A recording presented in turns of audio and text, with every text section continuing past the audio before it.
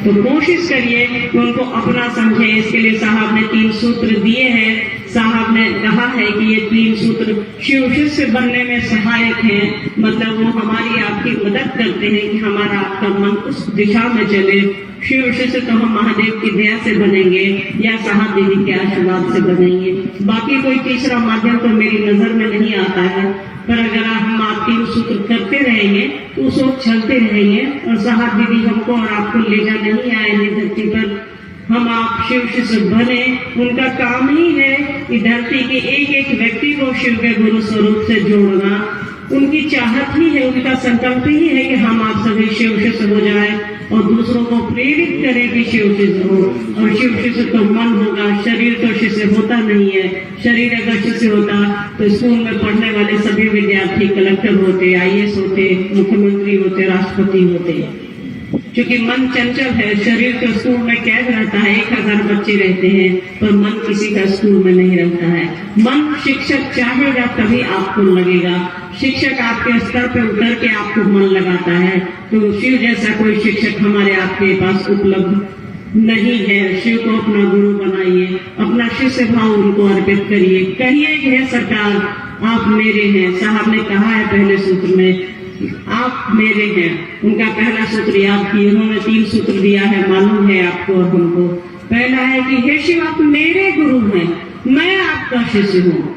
दोनों चीजें हैं। हे शिव आप मेरे गुरु हैं, आप मेरे गुरु हो, मैं आपका शिष्य। तुरंत आपका मन झुकता है। एक तरफ आप उसको अपना कहते हैं कि आप मेरे हैं, तुरंत साहब कहते हैं कि मैं आपका शिष्य हूँ, तुरंत आपका मन झुकता है। तो इसी दोनों की प्रक्रिया में आपका मनुष्य को पकड़ता है और शिव से हम आप दया मांगते हैं। वो गुरु है, दया उनकी अहर्निश है, ऐसे ही उनकी दया है। पर दया मांगने के लिए बिजली तो हर जगह व्याप्त है, पर अपने घर में बल्ब लगाइएगा, टोका फंसाइएगा तब तो लाइट जलेगी।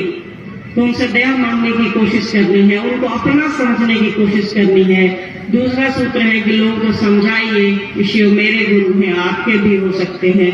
इससे अच्छा कोई काम नहीं है। अपना काम करिए और शिव का काम करिए। जो साहब दीदी का संकल्प है वो करिए, भरोसा करिए, विश्वास मानिए कि इससे अच्छा कोई काम नहीं अभी तक धरती पर नहीं आया है। अगर आया हो तो बताइए। तीसरा है नमः शिवाय से अपने गुरु को प्रणाम करना है। गुरु माने हैं, गुरु समझे हैं तो प्रणाम ही करेंगे ना। तो नमः शिवाय से उनको प्रणाम करना है।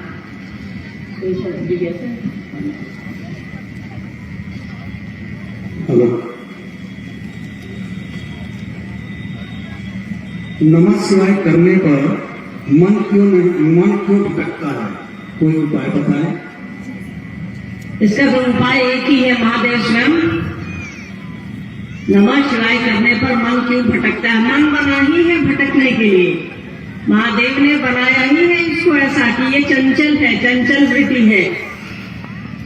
इस पर जो कंट्रोल कर लेगा वो शिव जैसा हो जाएगा। साहब ने कहा है कि जगत में आप हैं, आपको कुछ भी करने की जरूरत नहीं है, बस प्रयास तो करते रहिए। मन तो चंचल ही है, वो इधर उधर भागेगा ही। जिससे आपको प्रेम हो जाता है। क्या मन भागता है? हमारा आपका बच्चों का ख्याल रखते समय, अपनों का ख्याल रखते समय क्या मन इधर उधर होता है? क्या नहीं होता है भैया, क्योंकि हमको और आपसे उससे मोहब्बत है, उससे हम आप प्रेम करते हैं। मोबाइल पोंछते समय, जिस समय हम लोग अपना मोबाइल पोंछते हैं उस समय हमारा आपका मन इधर उधर होता है? क्या नहीं होता है, क्योंकि हमको और आपसे उससे लगाव है, उसमें पैसे खर्च हुए हैं, वो हमारी और आपकी जरूरत है।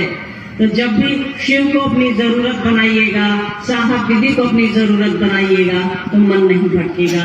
और मन तो भटकेगा, थोड़ा इधर उधर दुनिया है, थोड़ा इधर उधर भटकेगा। कोशिश करिए कि महादेव को अपना समझे, साहब दीदी को अपना समझे, तो मन कम भटकेगा। ठीक है। शिव की पूजा और शिव की शिष्टता में क्या अंतर है? अब आप शिव की पूजा को क्या समझते हैं, शिव की शिष्यता को क्या समझते हैं, इस पर ध्यान देने की जरूरत है। अगर शिव की पूजा को आप 1 लोटा जल, 1 लोटा दूध और कुछ बेलपत्र में समझते हैं तो ये बिल्कुल अलग है। शिव की पूजा को आप प्रेम समझते हैं तो शिव की पूजा और शिव की शिष्यता एक ही है। किसी को अपना आप पूजा किस लिए करते हैं?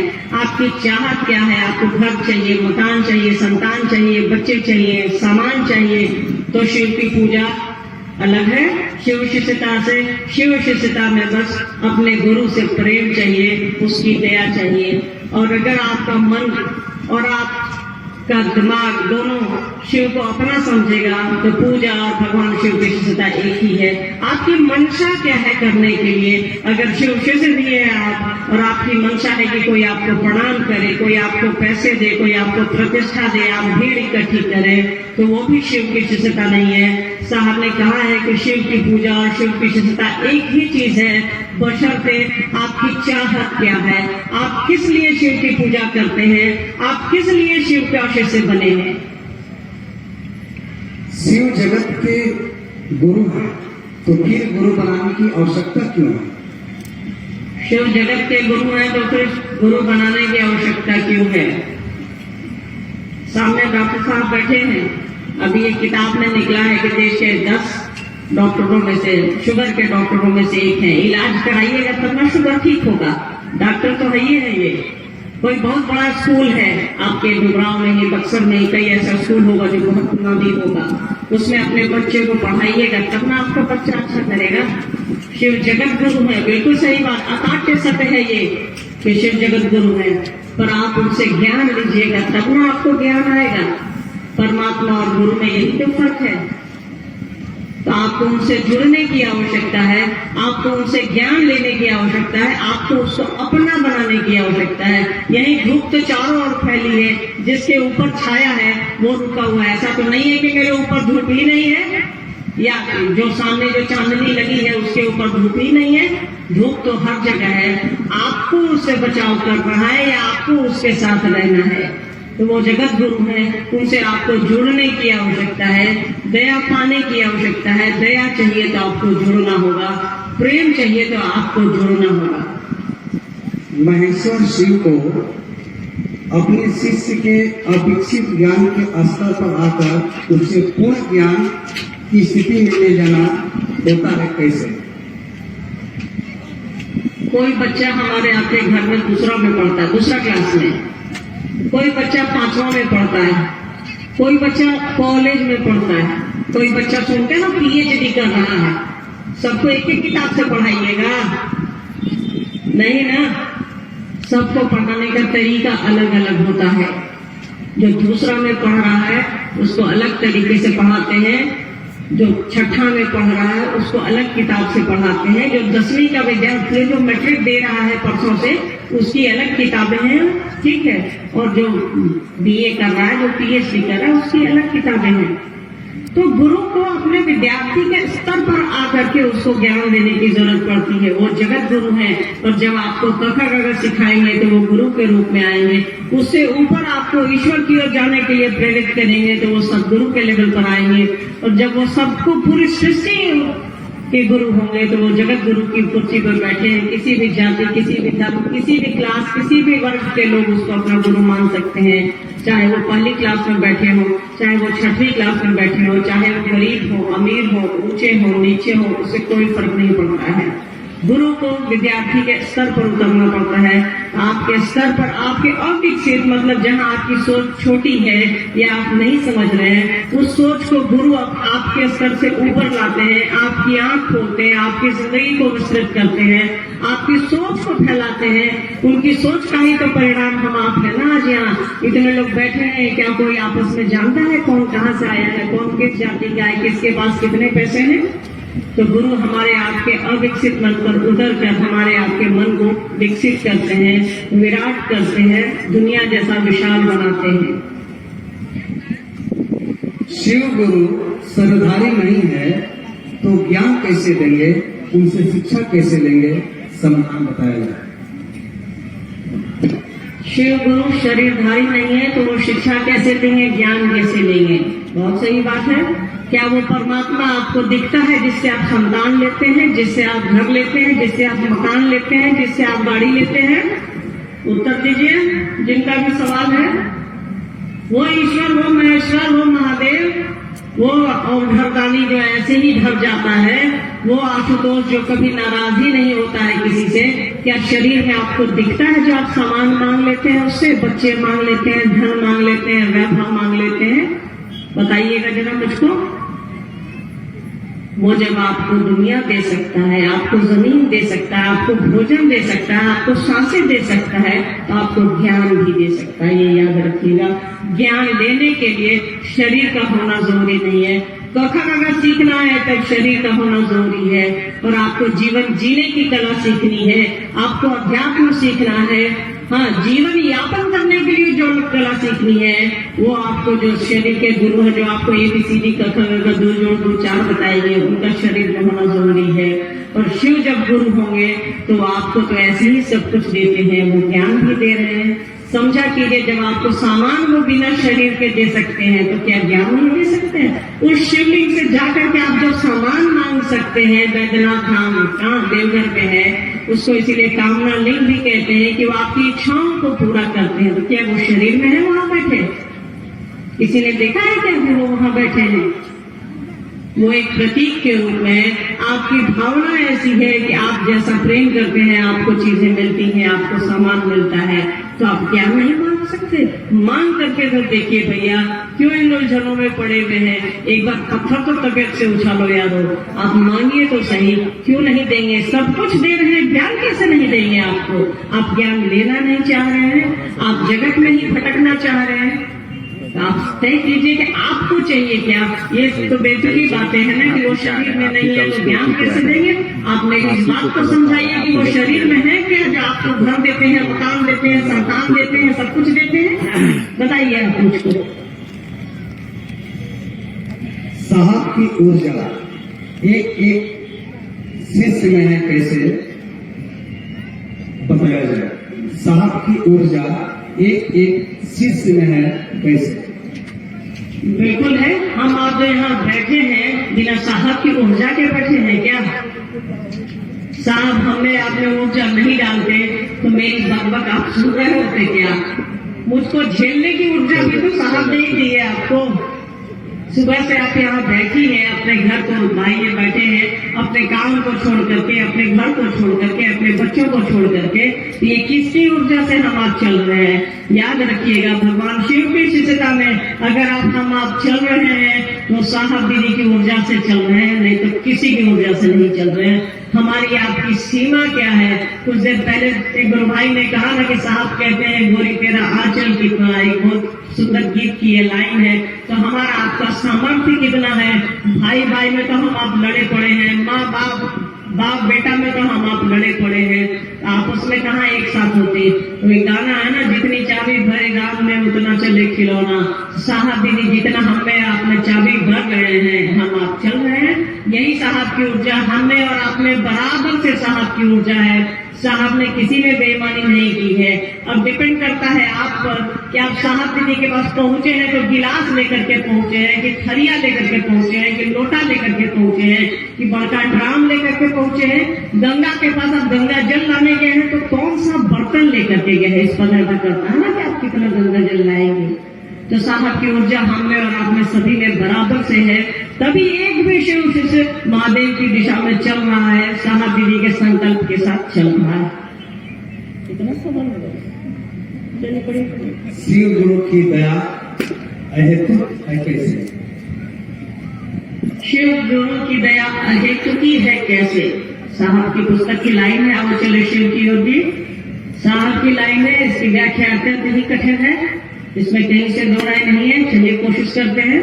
अहेतुकी का अर्थ होता है जिसका कोई कारण नहीं है, ऐसे ही समझ लीजिए, ऐसे ही कोई चीज हमको और आपको मिल जाती है। तो बिजली तो हर जगह है, और अपने घर में लाइट लगाने के लिए बत्ती तो जलाएंगे ना आप, तो वही है शिव की दया, वो सब पर है, पर आपको और हमको अपने ऊपर लेने के लिए उससे जुड़ना पड़ेगा, उसके गुरु स्वरूप से जुड़ना पड़ेगा, उनसे प्रेम करना होगा, उनको अपना समझना होगा। शिव गुरु को 3 सूत्र करने में मन भटकता है, क्यों? क्या करें? शिव गुरु का 3 सूत्र करने में मन भटकता है, वो क्या करें? ये तो मानने वाली बात नहीं है, ठीक है। ये बस आपको पूछना था, इसीलिए आपने पूछ दिया है। आपको करना नहीं है, ठीक है। आपको दुनिया का हर काम करना है, दुनिया का सबसे आसान काम नहीं करना है, इससे आसान काम कुछ भी नहीं है। कि आप गुरु को अपना समझे, गुरु से दया मांगे, दूसरों को प्रेरित करें, दूसरों को बताएं कि सरकार शिव को गुरु बनाने से हमको क्या फायदा हुआ है। अगर नुकसान हुआ है तो वो भी बताइए, पर धरती का कोई आदमी ऐसा नहीं है जो ये कह दे कि हमने शिव को गुरु बनाया और मेरा नुकसान हुआ है। उसको कहीं ना कहीं वो समझता नहीं है, कहीं ना कहीं गुरु ने उसको ज्ञान दिया है, फायदा ही दिया है। और नमः शिवाय से प्रणाम करना है। आपको करना ही नहीं है तो आप क्या करिएगा। आप चाह ही नहीं रहे हैं, आपकी चाहत ही नहीं है इस काम को करने की। धरती पर इसे आसान काम नहीं है। साहब ने कहा है अपना काम करिए और गुरु का काम करिए। आप अपना कोई भी काम करिएगा उससे आसान काम है ये 3 सूत्र, ये याद रखिएगा। आप खाना भी बनाते हैं, आप पैसा कमाने के लिए ईंटा भी तोड़ते हैं, तो भी ये उससे आसान काम है कि शिव को अपना समझे, गुरु बनाए, लोगों को प्रेरित करें और नमः शिवाय से प्रणाम करें। शिव गुरु चर्चा में भजन की कितनी आवश्यकता है, क्योंकि चर्चा में कुछ गुरु भाई वहां केवल भजन गा रहे हैं, इस पर प्रकाश डालने की प्रयास कर रहे हैं। अब शिव गुरु चर्चा में भजन की आवश्यकता क्या है?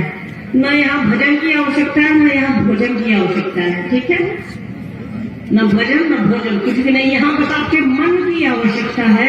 आपका मन चाहिए, आपका दिल चाहिए, आपका प्रेम चाहिए और छोटी सी चीज चाहिए। भैया इसको इतना बड़ा क्यों बना रहे हैं?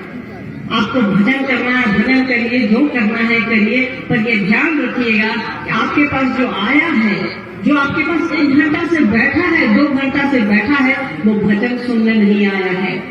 वो आपसे महादेव की बात सुनने आया है, साहब दीदी की बात सुनने आया है। तो आपका ये कर्तव्य है कि शिव चर्चा के नाम पे आप 5 लोग इकट्ठा करते हैं या 5000 इकट्ठा करते हैं, उसको आप अपने गुरु की बात बताएं, उसको आप अपने साहब दीदी की बात बताएं। वरना भजन तो हम लोग हजार साल से कर रहे हैं, फायदा तो 0/100 है। मन है तो कर लीजिए, ऐसे इसकी आवश्यकता नहीं है। जागो जागो।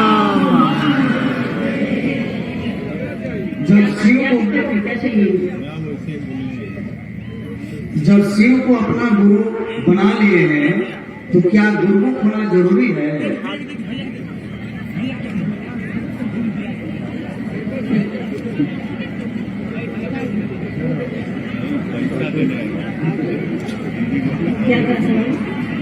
जब शिव को अपना गुरु बना लिए हैं तो क्या गुरुमुख होना जरूरी है? देखिए, कोई एक ही आदमी बोलेगा या आप बोलिएगा या हम बोलेंगे, तो शांत रहिए 2-4 मिनट के बाद। शिव को गुरु बना लिया है तो गुरुमुख होना जरूरी है। गुरुमुख होना किसको कहते हैं ये तो मेरी समझ में नहीं आता है। हमको लगता है गुरु के मुख होना किसी टाइप का होगा। अरे भैया आपका मन शिव की ओर चल दिया, यही तो गुरुमुख है और क्या है। अब धरती के गुरु से आप ABCD सीखना चाहते हैं, जो सीखना चाहते हैं आप सीखते रहिए। ई कान फुकवाना है, ई कान फुकवाना है, फुकवाते रहिए। महादेव को अपना समझिए, शिव को अपना समझिए, साहब दीदी को अपना समझिए, बाकी सब बेकार है। आपको जो मन करे आप करिए, जो एक सभ्य इंसान एक सभ्य समाज में कर सकता है आप करिए, पर आप शिव को अपना समझिए, साहब दीदी को अपना समझिए। इसके अलावा आपको कुछ कराने की जरूरत नहीं है, न करने की जरूरत है। पर आप चाहते हैं कि कोई आप इस काम में गुरुमुख होइए, इस काम में गुरुमुख होइए, तो ये आपका विषय है। पर शिव जिसके गुरु हो जाए, धरती के गुरु, किसी गुरु को इतनी ताकत नहीं है कि शिव के शिष्य को वो गुरुमुख कर सके अपनी ओर। वो शिव की ओर उन्मुख होगा, साहब दीदी की ओर उन्मुख होगा और किसी की ओर उन्मुख नहीं होगा। बहुत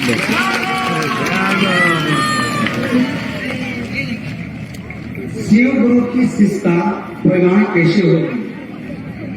शिव गुरु की शिष्टता प्रगाढ़ कैसे होगी? हम आप बैठे हैं यहाँ, एक सबसे अच्छा उदाहरण तो यही है। धूप में बैठे हैं बिना किसी छाया के, और सुबह तो धूल में भी बैठे थे, हवा चल रही थी तो धूल उड़ रही थी, मैं देख रही थी। तो आपको किसी चीज की जरूरत नहीं है। हम आप साहब दीदी की उंगली पकड़े पकड़े शिव की ओर चले। वो धरती पर हमको और आपको शिव शिष्य बनाने आए हैं, शिव शिष्य बनाएंगे। धरती पर एक भी आदमी रहेगा तो उसके शिव से होने की उम्मीद रहेगी। तो साहब दीदी की उंगली पकड़े पकड़े चलते रहिए। साहब दीदी हमको और आपको ले चलने को है, आतुर है, उनका यही काम है। वो धरती पर इसी के लिए आए ही है कि वो हमको और आपको शिव से बनाएंगे। तो उनसे जुड़े रहिए, महादेव को अपना समझते रहिए, अपने मन में एक त्रिभुज बनाइए जिसमें ऊपर महादेव को बैठाइए, नीचे साहब दीदी को बैठाइए। मतलब एक खेल होता है ना, देखते होंगे, स्पंज समझते हैं आप लोग, डनलप जिसको कहते हैं, डनलप, जिसमें उछलिएगा ना तो आप भी उछलिए, एक बार कूदिएगा तो आप भी उछलिएगा। तो साहब दीदी हमारे आपके लिए वही डनलप है, उस पर उछलिए तो सही। आप 4 कदम उछलिएगा, साहब आपको 8 कदम भेजेंगे, शिव की ओर भेजेंगे। तो साहब दीदी को अपनी जमीन बनाइए, अपना डनलप बनाइए, जिस पर हम आप रह सके, हम आप समझ सके, हम आप भरोसा कर सके। देखिए 2:45 से ज्यादा हो रहे हैं, आप सुबह से यहाँ बैठे हैं। साहब दीदी के बने रहिए, शिव को अपना समझिए, इससे ज्यादा कुछ कहा नहीं जा सकता है। उनको अपना समझते रहिए, वो हमको और आपको शिव शिष्य बनाने आए हैं, बना करके ही जाएंगे। उन पर भरोसा तो रखिए, कुछ भी करिए, साहब दीदी पर अपना भरोसा बनाए रखिए कि वो आपको शिव शिष्य बनाने आए हैं और बना करके ही जाएंगे। और अपने मन को उस शिव की ओर ले चलिए, उस गुरु, उस परमात्मा की ओर ले चलिए कि सरकार आप मेरे हैं, हम आपके हैं, आप हमको पकड़ लीजिए। हम आपको दुनिया में हमारी आपकी पकड़ कमजोर है, पर उस शिव को कहिए कि सरकार आप हमको पकड़ लीजिए। साहब दीदी को कहिए कि सरकार आप हमको पकड़ लीजिए। हमारी औकात नहीं है, हमारी सीमा नहीं है कि हम आपको पकड़ सकें। आप सभी साहब दीदी के बने रहिए। इसी शुभकामना के साथ आप सभी को मेरा प्रणाम। प्रोग्राम अभी कार्यक्रम चलेगा, तो मैं शिव शिष्य परिवार राजपुर विपिन बिहारी सिंह को इस मंच पर आमंत्रित करता हूँ भजन के लिए। आए भाई विपिन जी।